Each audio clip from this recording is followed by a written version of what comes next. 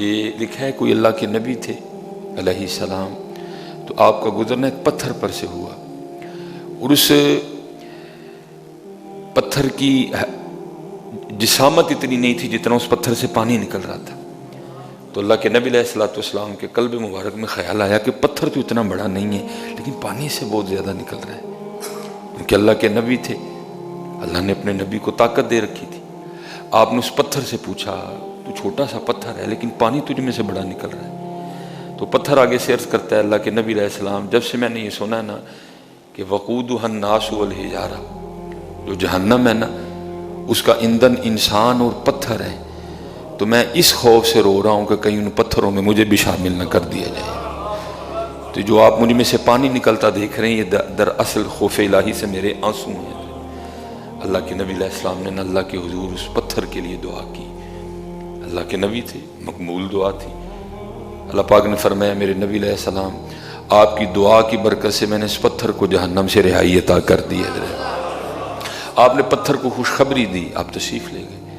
لکھا جب اللہ کے نبی علیہ السلام واپس آئے نا تو اس پتھر میں سے پھر اتنا ہی پانی نکل رہا تھا۔ آپ نے پھر اس پتھر سے پوچھا، آپ نے فرمایا پہلے جب میں نے تجھے پوچھا کہ تجھ میں سے اتنا پانی کیوں نکل رہا ہے تو نے آگے سے کہا کہ جب سے میں نے یہ سنا ہے کہ وقودها الناس والحجارہ، کہ جو جہنم کا ایندھن ہے وہ انسان اور پتھر ہے، تو میں اس خوف سے اتنا رو رہا تھا کہ ان پتھروں میں مجھے شامل نہ کر دیا جائے۔ تو آپ نے میرے لیے دعا کی، میں نے تیرے لیے دعا کی، اللہ نے تجھے جہنم سے رہائی عطا کر دی، تو اب تو کیوں رو رہا ہے؟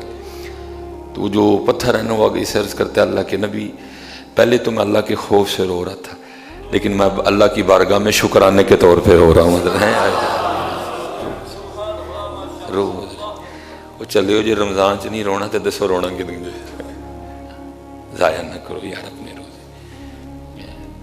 میں ابھی تک تو خیر صرف ایک ہی افطاری سے واہ پڑا ہے، اور وہ افطاری دیکھ کے لگ رہا تھا کہ یہ قوم آج پہلی بار کھانے لگی ہے،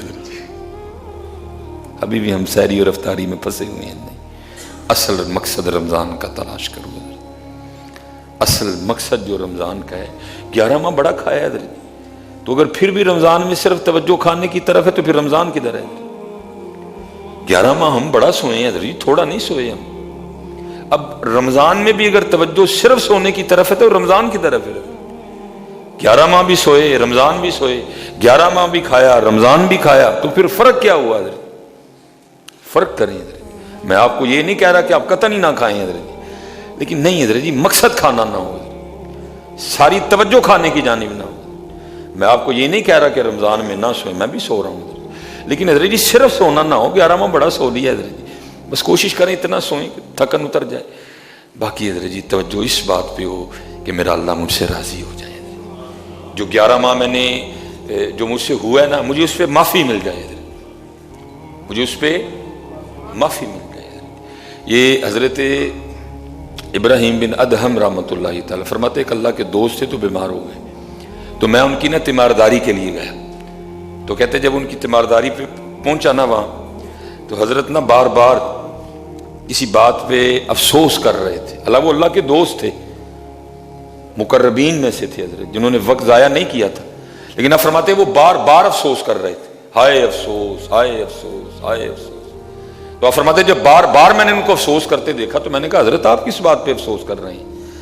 تو کہتے ہیں وہ آگے سے فرمانے لگے میں افسوس کر رہا ہوں ان راتوں پہ جو اللہ کی یاد کے بغیر گزر گئی ہیں، میں افسوس کر رہا ہوں ان دنوں پہ جن دنوں میں میرا روزہ نہیں تھا، میں افسوس کر رہا ہوں ان لمحات پہ جن لمحوں میں اللہ کا ذکر نہیں کر سکا۔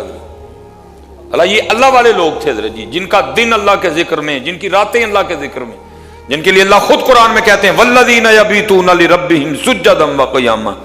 لیکن دکھ کی بات یہ ہے کہ ہمارا تو رمضان بھی اس طرح کا نہیں ہے۔ فجر کی نماز پڑھ کے سارے اس طرح بھاگتے ہیں جیسے پتہ نہیں کیا ہو گئے۔ میں آج فجر میں نے ادھر پڑھی تو مجھے جگہ نا بالکل جو دروازے کے سامنے صف بنتی ہے نا وہاں ملی ہے حضرت جی۔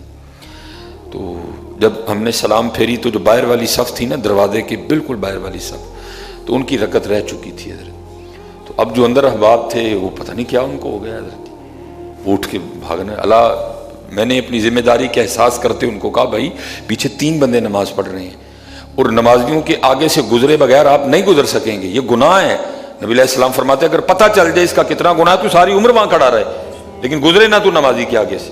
लेकिन हजरत जी एक बंदा भी मेरी नहीं सुन रहा, लोग गुजर रहे हैं, आखिर उठ के ना हजरत जी मैं वो एक जो नमाजी रह गया ना, मैं उसके आगे खड़ा हो गया ताकि ये लोग गुनाहगार ना हो। अल्लाह के बंदो क्यों भाग रहे हो मस्जिद से, वक्त गुजारो मस्जिद में। 11 माह घर ही रहे हैं हम, 11 माह नहीं गली मोहल्लों में हमने वक्त गुजारा है, थोड़ा सा वक्त गुजारो अल्लाह के घर। अपनी कोताहियों पर नजर डालो, अपने गुनाहों पर नजर डालो, अपनी नाफरमानियों पर नजर डालो, ना भागो हजरत जी, ना वक्त जाया करो। हम बड़ा वक्त जाया कर चुके हैं, तवज्जो करो इस जानिब, क्योंकि जो अल्लाह रमजान का मकसद बयान कर रहे हैं, लअल्लकुम तत्तकून, हर रोज चेक करो खुद को। पहले रोजे में मेरा और अल्लाह का जो ताल्लुक था वो क्या था, दूसरे रोजे में बड़ा कि वहां ही खड़ा है, तीसरे रोजे में क्या कैफियत थी, चौथे रोजे में क्या कैफियत हुई, पांचवें में, भाई बढ़ना चाहिए ना, बढ़ना चाहिए ताल्लुक। भूखे हैं हम अल्लाह के लिए, बढ़ना चाहिए ताल्लुक। लेकिन अगर हजरत जी सब कुछ वहां का वहां ही खड़ा है तो फिर हमें फिक्र करनी चाहिए कि रमजान तो गुजर रहा है, हमारा मामला कहां खड़ा है। कुछ तब्दीली आई खुद में, कुछ दिल बदला बदला लगा, कुछ आपने रूह को निखरा निखरा पाया कि सब कुछ उसी तरह ही है, मामला ठीक चल रहा है। लेकिन हजरत अगर सब कुछ वहां का वहां खड़ा है, क्योंकि दुख है। हारून रशीद था, सैर के लिए निकला, आगे जाके हाथी खड़ा हो गया, पूछा हाथी क्यों खड़ा कर दिया। अर्ज की हुजूर आगे सड़क में हजरत बहलोल बैठे हैं, उसने कहा हाथी नीचे बिठाया। आगे देखता क्या है, हजरत बहलोल ना ज़मीन पे लकीरें लगा रहे हैं और फिर खुद ही लकीरों को ना कह के मिटा रहे हैं। बड़ी हैरानगी हुई, ये वीरानों में रहने वाला बाजार में क्या कर रहा है। पूछा बहलोल खैर तो है, आज वीराने छोड़ के बाजार क्या करने आए। हजरत बहलोल ने कहा हारून बड़ा ज़रूरी काम कर रहा हूँ।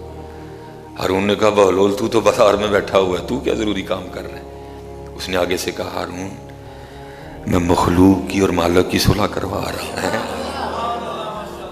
रमज़ान है इसलिए आया कि सुलह करनी, ये रमज़ान की भी बदमाशी करनी है।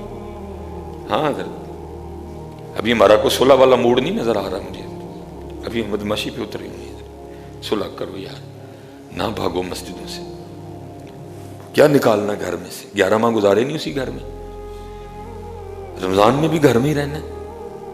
कहा मैं मखलूक की मालिक की सुलह करवा रहा हूँ। आगे से हारून पूछता है बहलोल सुलह हुई कि नहीं। कहा वो तो मानता है, ये नहीं मानते हैं। कहा वो तो मानता है, वो मानता है, रमजान उसने भेजा इसलिए, ये नहीं। वक्त गुजर गया, फिर एक दिन हारून ने देखा कि हजरत बहलोल कब्रिस्तान बैठे, फिर वही अंदाज है, गया जाके पूछा बहलोल उस दिन बाजार आज कब्रिस्तान। का हारून जगह ही बदली है, वहां बैठा भी मखलूक और मालिक की सुलह करवा रहा था, यहाँ भी मखलूक और मालिक की सुलह करवा रहा है। कहा उस दिन तो नहीं हुई थी, आज भी हुई कि नहीं हुई। हजरत बहलोल रो पड़े। आपने फरमाया हारून आज ये तो मानते हैं, अब वो नहीं मानता है।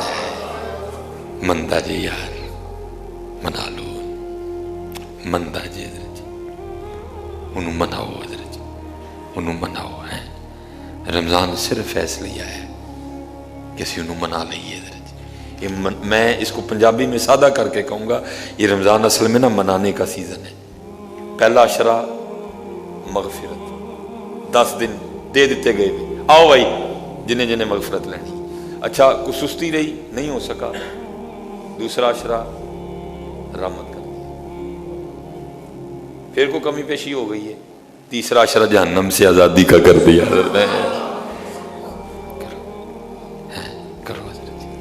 वमा अलैना इल्लल बलागुल मुबीन।